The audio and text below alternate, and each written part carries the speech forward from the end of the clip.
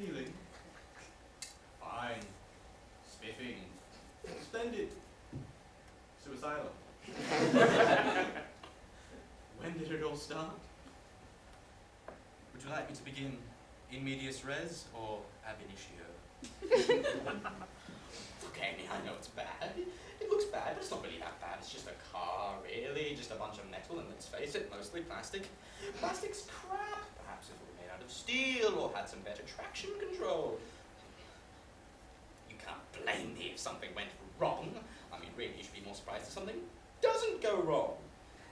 And besides, I'm alive. You forgot that when you saw me, woman. I'm alive. I could have died when I hit that post box. I mean, who makes a post box out of concrete anyway? A little box on a stick was fine for my father and his father and his father before him, and it's fine for me. So why isn't it fine for the Elizabeth Nancy Wrightson family? It's a post box, not Nelson's column. But why are you so mad at me, Amy? I'm alive. The others are alive too. Car accidents happen. What was life like before it all went tits up? Well, we had a purple feature wall in the living room, IKEA furniture storing each set of shoes in its own little box. Kids were growing. Dog was consistent. Marriage. I was married. Smiling Amy and I, like a pristine lake in Canada. Smile. Internally, of course, I was screaming.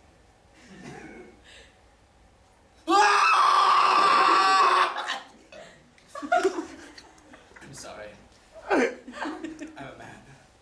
I can't express my emotions. Do so through interpretive dance. If you insist.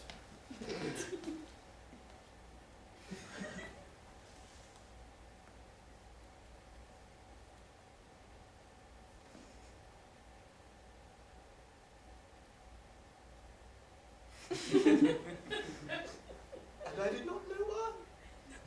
Perhaps it was that I wanted a dog, but Amy wanted a cat. Perhaps it's that my favourite pub closed down.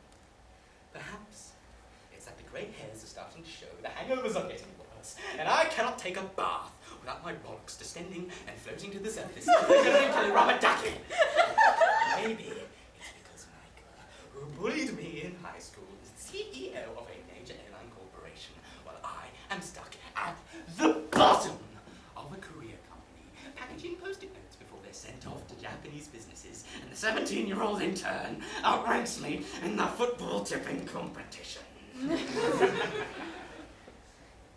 So I did what any man in my position would do. I decided to have a midlife crisis. It started with the purchase of a lovely fur.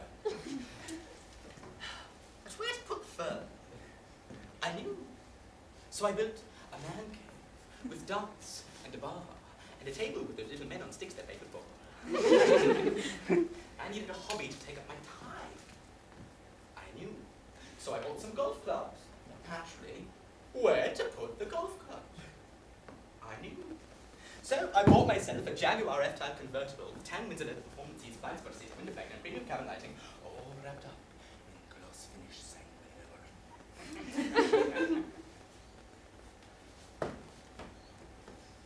And I was cruising. Crisis cruising. But there was something missing. Where were the women? In the back seat, in bikinis, with their hair blowing in the wind. If I was truly to return to my youth, I needed women in the back seat, in bikinis, with their hair blowing in the wind.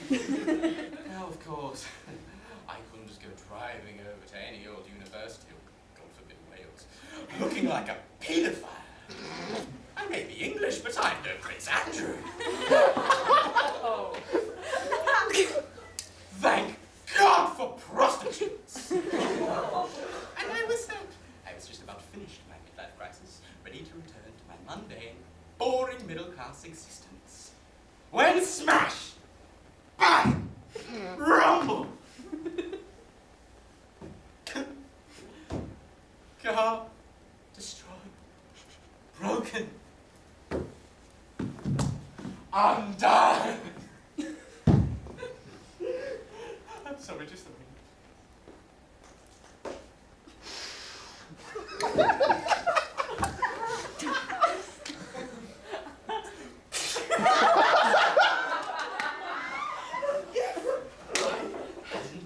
Crashed the car.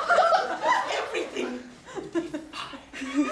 If I hadn't bought the car, I would have crashed the car, and everything would be fine. If I hadn't bought the golf clubs, I wouldn't have bought the car, and I wouldn't have crashed the car, and everything would be fine. And if fucking Wigan Athletic could just win a bloody game for once, then the 17-year-old intern wouldn't outrate me in the football tipping competition. I would never have been that crisis. I would have bought the golf clubs, and I would have bought the car, and I would have crashed the car into the fucking bomb shelter post box of the crabbing, shit-faced hunting fucking rats at 16 Kensington.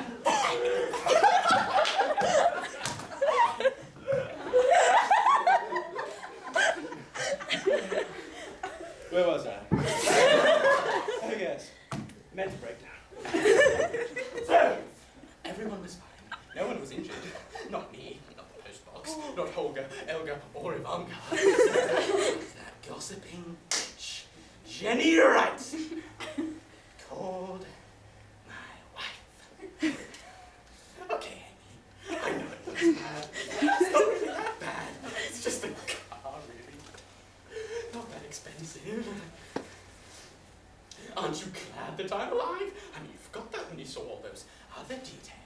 You know how people like to add those details so his pants were down, say that women he's with were hookers from disadvantaged Eastern European socioeconomic backgrounds. But is that really the point? And she filed for divorce. So now I have nothing. No car. No wife. No golf clubs. Just this wallet. Which I shall keep and cherish as the only light left in my life.